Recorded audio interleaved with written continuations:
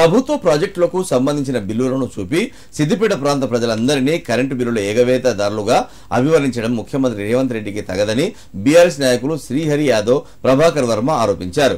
ప్రభుత్వం మారిన వెంటనే ప్రభుత్వ పరిస్థితులను ప్రజలకు తెలిపే విధంగా శ్వేతపత్రం విడుదల చేయడాన్ని స్వాగతిస్తున్నామన్నారు. గత 40 ఏళ్లుగా సిద్దిపేటలో కాంగ్రెస్ పార్టీకి ప్రాతినిధ్యం లేదన్న అక్కస్తోనే రేవంత్ రెడ్డి వ్యాఖ్యలు చేశారని ఆరోపించారు. సిద్దిపేటలో బకాయిగా ఉన్న కరెంట్ బిల్లులు దేనికి సంబంధించినవి అని చెప్పకుండా సిద్దిపేట బకాయిలో నెంబర్ 1 అని అసెంబ్లీలో ప్రకటించడం సరికాదన్నారు. ఇకపై ముఖ్యమంత్రి ప్రాంతాల మీద, నాయకుల మీద కక్ష సాధింపు చర్యలు మానుకొని ప్రజారంజక పాలన కొనసాగించాలన్నారు. సిద్దిపేట జిల్లా కేంద్రంలోని బీఆర్ఎస్ కార్యాలయంలో వారు మీడియాతో మాట్లాడారు.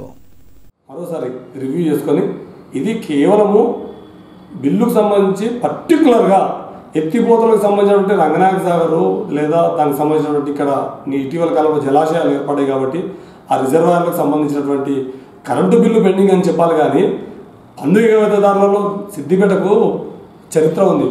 ఈ దేశంలో ఉన్నటువంటి ఏ అవార్డు, జాతీయ ప్రభుత్వం, రాష్ట్ర ప్రభుత్వాలు ఇచ్చే ఏ అవార్డులో అయినా సరే అనేక అవార్డులు గెలుచుకున్నటువంటి ప్రజల యొక్క చైతన్యవంతమైనటువంటి ప్రజలు భాగస్వామ్యమై సాధించుకున్నటువంటి అవార్డులని వాటన్నిటినీ మీకు తెలియదు కాదనుకుంటా. బహుశా ఇట్లాంటి ముఖ్యమంత్రి ఈ ప్రకటనని నిరసించాలని, ఖండించాలని, ముఖ్యమంత్రి గారు కూడా దీన్ని రివైజ్ చేసుకొని వెనక్కి తీసుకోవాలని ఈ సందర్భంగా ఈ సిద్దిపేట ప్రాంతం పుట్టినటువంటి నాయకులుగా గౌరవనీయులు తెలంగాణ రాష్ట్ర ముఖ్యమంత్రి వర్యులు రేవంత్ రెడ్డి గారు ఉన్న అసెంబ్లీలో మాట్లాడుతూ ఒక ప్రాంతాన్ని, సిద్దిపేట ప్రాంతం ప్రజలు విద్యుత్ ఎగవేతదారులని చేయడం అనేది చాలా బాధాకరం.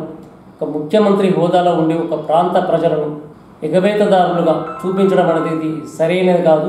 వారి హోదాకు కూడా అది మంచిది కాదన్నది మేము ఈ సందర్భంగా తెలియజేస్తున్నాం. సిద్దిపేట ప్రాంతానికి, సిద్దిపేట ప్రాంత ప్రజలు పార్టీలకు అతీతంగా ఒక బ్రాండ్ ఇమేజ్ ఉంది సిద్దిపేట ప్రజలకు. మరి ఏ విధంగా ఎవరు కొద్దిమంది పారిశ్రామికవేత్తలు, పెట్టుబడిదారుల బకాయిలను ఈ ప్రాంత ప్రజలందరికీ రుద్ది సిద్దిపేట ప్రాంత ప్రజలు విద్యుత్ ఎగవేత వేసినది ఇది సరైనది కాదు. అది ఒక అసెంబ్లీ వేదికగా మాట్లాడడం అనేది ఒక ముఖ్యమంత్రి హోదాకైతే సరైన కాదు. భవిష్యత్తులో ఇలాంటి పొరపాట్లు జరగకుండా గౌరవ ముఖ్యమంత్రి వారిని చూసుకోవాల్సిందిగా ఈ సందర్భంగా కోరుతూ